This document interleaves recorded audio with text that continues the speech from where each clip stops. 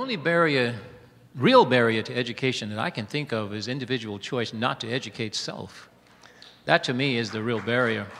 Making a difference. Next on Black Nouveau.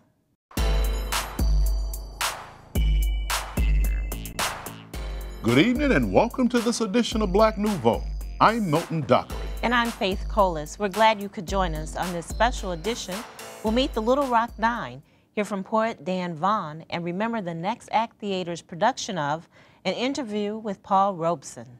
But first, we began in my hometown with a profile of Corinne Owens, often called the mother of the civil rights movement in Racine. During World War II, many African Americans were recruited from the South to work in the wartime industries.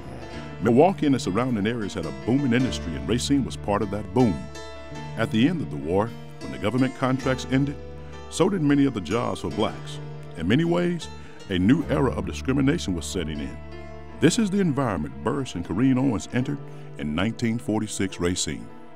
My husband is, war was over, war was over, it was just before Christmas, remember, and and he came home and stayed there for a while.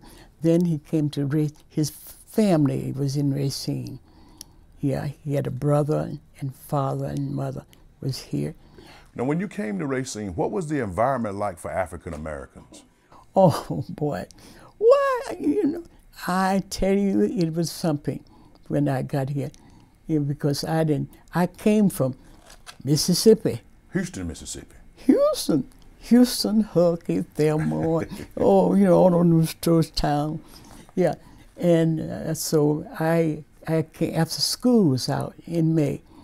I was a school teacher, and I taught 13 years. Okay. Yeah, before coming here. The housing was so bad, it was just terrible. Okay. And we have to live in basements and, and so deplorable. Now, in 1946, when you and your husband arrived, did you have a hard time finding housing? Oh, my goodness, sure. We had to live and rent in a room for a while. For a while, we rented a room, and then my sister-in-law and her husband, she were home.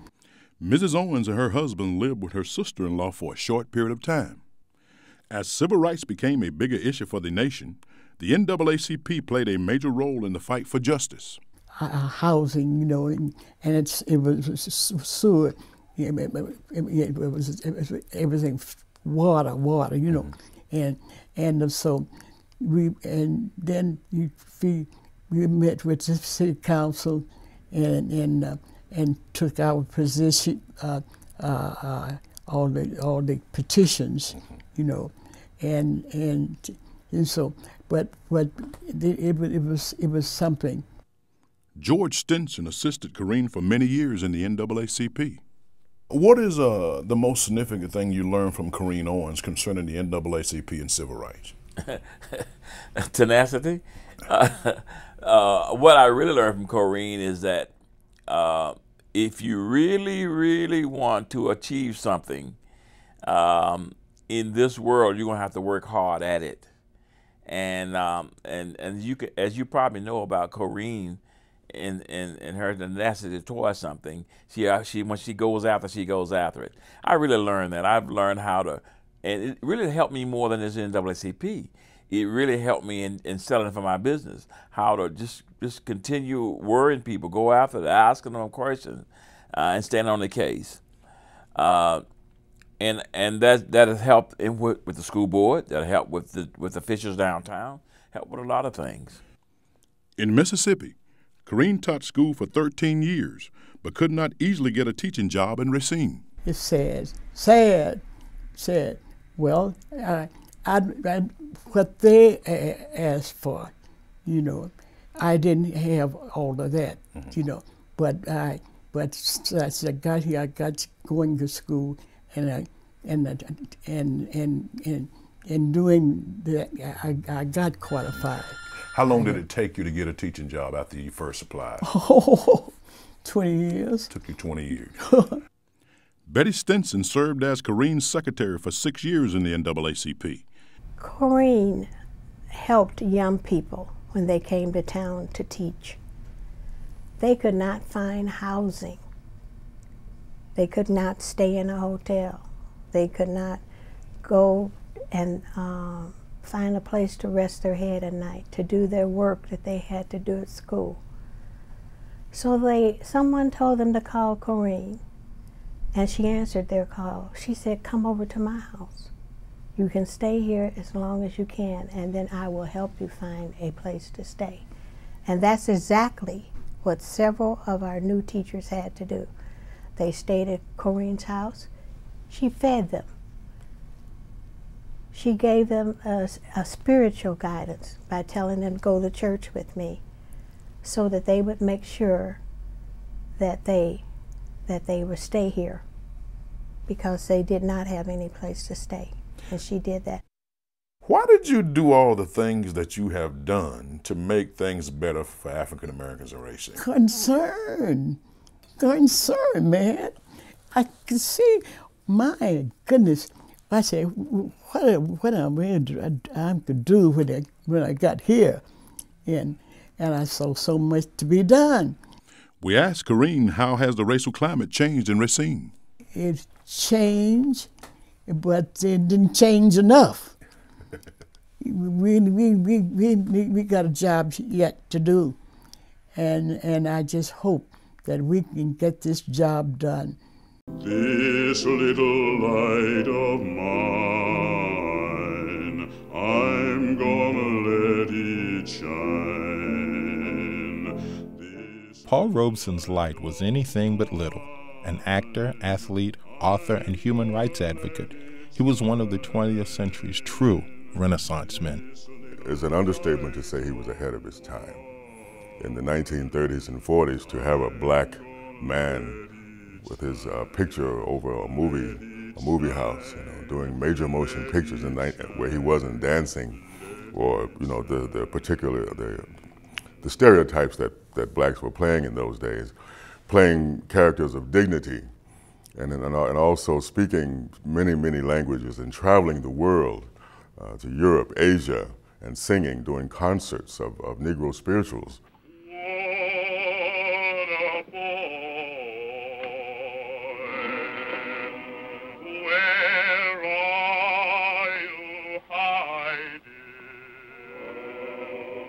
If you don't come, I'm gonna tell your daddy. Robeson's accomplishments and tribulations are on display in an interview with Paul Robeson at the Next Act Theater. Mabon co-wrote the script and plays Paul Robeson. My first play about Paul was years ago in Chicago, and I felt back then that you couldn't portray Paul without showing him at his best, and that was Othello. I think that's one of his crowning achievements. My services which I have done the Signory shall outtongue his complaints, for no Iago, but that I love the gentle Desdemona. I would not my unhoused free condition put into circumscription and confine for the sea's worth. But look, what lights come yon. Those are the raisin father and his friends. You were best go in. Not I must be found. My parts, my title, my perfect soul shall manifest me rightly. The play was written by David Cesarini, John Kishline, and myself. My particular interest as far as script writing was Paul's family. The influence his father had on him from a youth through the 60 years, which is the age he is during the play. I was the youngest of 5. Ours was the responsibility to live up to our potential, no matter the circumstances. And he gave us the faith and the belief that we could, and that is determination. The will coupled with the belief, and he gave us that. Did it come from his religion? That's it. We had him. But who did my father have? He had faith in someone greater than him.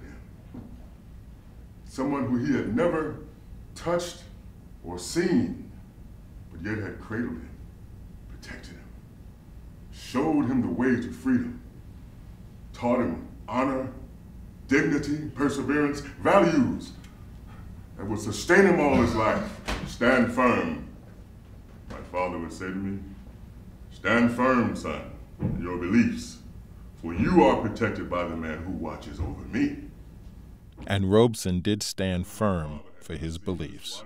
Paul fought for the rights of black Americans and working people, oppressed people all over the world, women, people of all cultures. Mr. Robeson, being such a prolific movie star and concert artist, he would travel the world to Spain and Russia and other countries, and during his concert, he would tell these other countries about the treatment of Negro people in the United States. And that the United States obviously took offense to that and asked him to stop. Of course, he didn't, and that's why they had to stop him. And they labeled him a communist because of his ties with Russia. Are you now a member of the Communist Party? Now, what is the Communist Party? What do you mean by that? As far as I know, it's a legal party like the Republican Party or the Democratic Party. So do you mean belonging to a group of communists or belonging to a party of people who have sacrificed for my people and all Americans that they can live in dignity? Do you mean that party? Are you now a member of the Communist Party? Would you like to come to the polls when I vote and take out my ballot and see? It's a tragedy that someone so powerful and so once loved by this country and considered at one time America's favorite son, the highest paid actor in America for 10 years, can all of a sudden be wiped from the record books.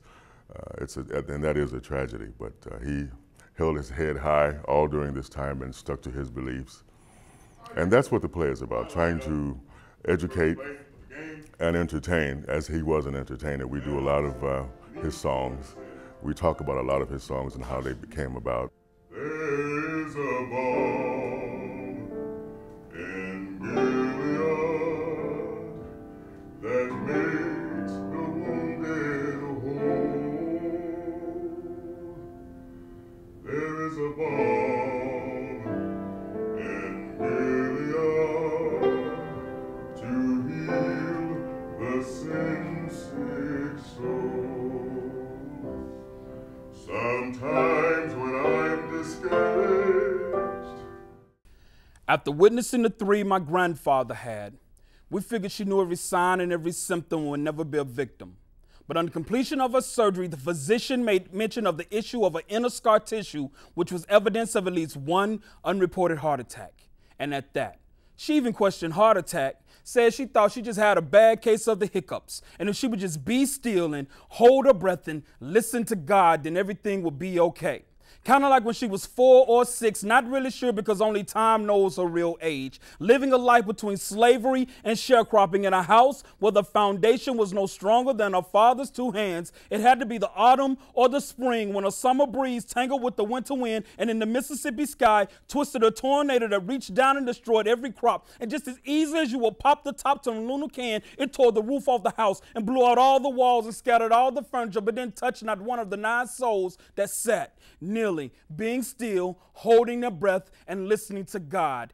Kind of like when she left her home, family in Mississippi for the first time for Chicago, her husband, and the perception of a better life, just to be sent back pregnant and alone until he made enough money to join her. Or like when her son had his first asthma attack with no inhaler, no pump, no Primatene mist, just a brown paper bag, and her faith in him, being still and holding his breath and listening to God. And that becomes her answer, her antidote to the Great Depression, World War II, civil rights, Jim Crow, Vietnam, failed crops, job stops, Ronald Reagan, George Bush, Gulf War, Twin Towers, poverty, wealth, sickness, and health. Just being still and holding her breath and listening to God. Just being still and holding her breath and listening to God. Just being still and holding her breath and listening to God. Just still, holding breath, God, still, holding breath, God, God, hiccups. And as I held her frail aged body, I felt the warmth and the strength of her soul as I told her that she looked good. Only for her to answer, BS boy, I done got old. And as we both laugh, I notice how the waves in her hair blend with the wrinkles in her forehead, resembling the tracks of a vinyl record, each space representing a groove that sings a life song that could only be sung by the one that's doing the living. And I listen to the songs, and I remember the stories, and I think back over my own life, the times when I've had emergencies with no plans, or the times that I've been caught in the midst of the storm, or the time when I've had heartache that I thought were nothing but the hiccups. Think back to the hiccups in your own life, and just be still, hold your breath, and listen to shh, grandmama. I think I hear him. Tell me about listening to God. What inspired that poem? Well, you know, it's a hook in it. Hold your breath, be still, and listen to God. That was something that my grandmother used to tell us when we were growing up. Mm-hmm. No matter what happened, you know, having problems with school, baby, just be still, hold your breath, listen to God. You know, and so then in the process of that being the hook part of it, something that she always said, I just thought about some of the things that had transpired in her life. Right. You know, where probably that saying has pulled her through a lot of adversities. So it was the mantra of it that made it. Yes. Listening to God, hold still, be quiet, listen to God. Right, and so that the end part of it, where you know I'm talking about a hug, and I told her that she looked good. Right. That was an actual scene. One time I went home, and so I went home to Mississippi, and I'm visiting her, and I'm, you look good, boy. I don't look good, boy. I done got old, so. Right. Just kind of a culmination of those three things. All right. Now, how long have you been doing poetry? When did you start? Ooh. Because I've been doing it for a while. You're accomplished. I was writing in high school. Well, actually, in high school and before high school, I was an MC, like a lot of urban inner city kids. Right. Tried to be a rapper, but I also was an honor student. And I also grew up with a very strict father. And he was like, you know, you got all year to make something out of this whole rap thing, and then you got to cut this loose. But at the same time, I was in honors and AP English in high school. So, you know, I was writing, wasn't really sharing it with people. You know, the 90s hit, the whole Love Jones phenomenon came in. People were like, okay, let's go to coffee shops and clubs and do poetry. Right, and, you know, I just kind of fell up in that, and then it was like, people liked it, you know. I think the thing that got me to start keeping my poetry was I was dating this girl in college, and I was writing these poems, but I was not sharing them with anyone. Mm-hmm. And I don't know what she was looking for, but she stumbled onto some poems. And so she was like, you know, you really ought to keep these. These are good. So I kept the poems and got rid of the girl. I was about to say, did you cut that loose? Cut right? that loose. What was she looking for? What's the problem? That's off camera story. Right. Okay. So are you working on anything in particular now? How can people get a hold of your poetry? How can they get to know Dan Vaughn better? Well, I have 2 CDs. One called I Dream. Mm-hmm. I have another CD called Listening to God, which is the last CD I did. And then I have a brand new CD that'll be out at the end of the month called Listening to God, actually. So that's actually the title track for the entire CD. So I'm working on that. That'll be out. Then I also have a novel that we're trying to produce and have out in the winter. Working with a publisher now. So that's the way you parlay this into something else. So the novel is my next big thing. All right. And for people who want to see you perform live in the city of Milwaukee, where would they go? I actually host a weekly show with Dasha Kelly with the Still Waters Collective on every Thursday night at Taste of Art Cafe on 47th and Lisbon. Okay. So we're there every Thursday night at 8 o'clock. I'm at various open mics at Nostalgia 2 with our Poetry Unplugged every Tuesday. Just kind of there as an open mic person, but I like the set, so I go there. You can catch me on Facebook, and my Facebook status always tell you where I'm going to be in the city and outside the city. Facebook, under just my name, Dan Vaughn. All right, excellent. Well, thank you very much, Thank Mr. you. Vaughn. I appreciate it. No problem. Everybody has a right to excel. That's what I learned at Gibbs Elementary School, Dunbar Junior High, and Horace Mann High School back in Little Rock. Every time I stepped onto the campus of all those all-black schools, I knew without one shred of doubt that I was a loved individual. I was embraced and honored, expected to succeed. You can flourish in those kinds of circumstances. It's difficult in other circumstances, but not impossible. Oh yeah. And that too I learned in Little Rock. It was very difficult, but it wasn't impossible. One of the things I had to overcome was fear. I feared for my life on a daily basis, on an hourly basis. One of the things I always wanted to do was leave that place because it was so vile. And yet, one part of me said, you have to be here. It's important to be here. And so what I did with the fear, I put it in my pocket. Fear you can take with you.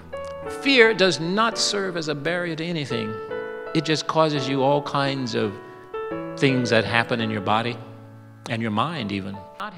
This is Dr. Terrence Roberts speaking at the University of Wisconsin-Milwaukee. In 1957, he volunteered to be part of a group of students to integrate Central High School in Little Rock, Arkansas. This group of 9, which originally was a group of 150, faced bigotry and racism head-on and will forever be known as the Little Rock 9. The school board designed the plan, which meant it would be one high school at Central, and there would be a one-way process. That is, only black kids would come from the all-black school to Central. There would be no white kids going to the all-black school, which is pretty much the pattern. So that was the preparation, pretty much. Wasn't anything else. Sometimes people ask me, well, weren't you taught or told about what to expect? No. One, nobody really knew what to expect. School board was quickly in disarray once the governor began to act, because the governor was doing things that the school board hadn't anticipated. The opposition that was mounted against us was relentless. It started with the governor himself, who called out the National Guard to keep us out. The people were emboldened by the governor's position, so they did stuff to us with a sense of impunity. And anything that you can think of that one human being might possibly do to another, they did to us. We, the 9, had taken this vow of nonviolence, and it really works.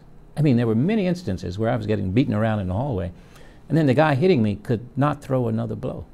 It came to a point where he realized that I wasn't hitting back, wasn't going to hit back, had no intention of hitting back. Very difficult to keep beating up somebody with that going on. We were mature beyond our years, simply because as a black person living in that region during that era, you had to have your wits about you or you'd wind up dead. That's what the odds were like. So we had to be on our toes, we had to be aware of what was going on, or we could wind up 6 feet under. My mom used to burn the hate mail. Can you believe? I got home one day from school, she's busily burning the hate mail, and I rush in, Mom, you can't do that. That hate mail has historical value. And that's the first time I heard her use 4-letter words in response to let me know what she thought about the historical value.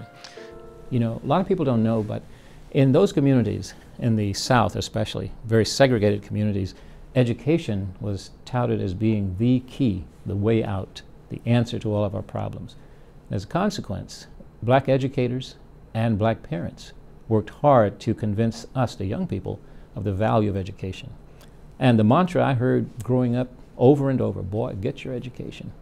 And this came from people who had no formal education of their own, but they realized how important it was for us.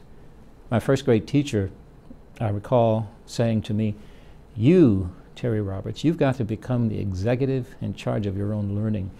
You've got to take on CEO responsibilities for your own independent learning enterprise. And that was followed up by the 2nd grade teacher, the 3rd grade teacher, throughout that career in the all-black schools. So I think young people today, in various ways, feel not so much a part of what's really going on at the center of things. They're on the periphery. They feel left out. Sometimes they choose not to involve themselves because they're uncertain of the response. So rather than risk being rejected, they will simply opt out. My name is Joshua Devonish, and I attend Mesmer High School. With the recent inauguration taking place, do you still feel that there are barriers intact on the youth's education? And if so, what do you think needs to be done to eliminate those barriers? Barriers to education? Yes. You know, the only barrier, real barrier to education that I can think of is individual choice not to educate self. That to me is the real barrier. External things are there always, as they were in Little Rock. I mean, there were tremendous external barriers, but once we, the 9, decided that we were going to educate ourselves in spite of the barriers, then it happens. See, it's not a function of any externals. It's all about who we are. And even though it may be harsh, the conditions may be difficult, and you may get weary, don't give up. Thank you. Love that question. Well, you know, I think kids have to, one, understand what education really is. Education isn't about going through institutions or going through formal programs. It's about individual choice. Individuals can choose to educate themselves, and basically, in my estimation, education is simply defined as knowing the options available in the universe. You know, if you know more options, then your range of choice can help you design a life that is much healthier, much more productive. And it starts with that individual knowledge that, one, it's possible to make that choice. It's possible to choose to learn. Dr. Roberts, a psychologist, said schools today are not integrated because society is not integrated. It has always been a fallacy, in my estimate, to try and, quote, integrate this society through using schools. It can't happen. As long as people choose to live monoracial, monocultural lives, that's who we're going to be, no matter what you do. And busing, you know, busing to me was one of the most egregious examples of cruel and unusual punishment that we've ever engaged in. You know, you pack kids up at an unearthly hour in the morning, stick them on buses, take them out to areas where they're unwelcome and unwanted, abused all day, and then packed on buses for a late ride home. No time to really study because they have to go to bed to get up early. You know, that whole cycle. It's nutty.